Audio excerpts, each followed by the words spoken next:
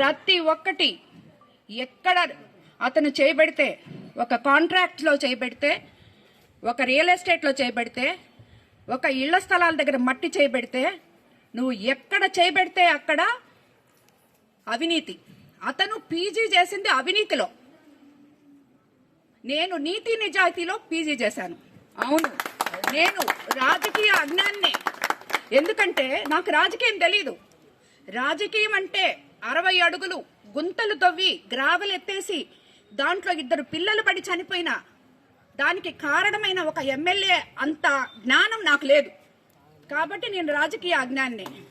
ఇసుక విపరీతంగా తవ్వి ఒక 4-5 నాయకుల్ని పెట్టుకొని మొత్తం కోవూరు కాన్స్టిట్యున్సీని అంతా ధ్వంసం చేసి ఈరోజు ఆ నాయకులందరూ నా దగ్గర ఉన్నారంటే మేము కార్యకర్తల్ని, నాయకుల్ని అత్యంత గౌరవించి నెత్తి మీద పెట్టుకొని చూసుకుంటాం.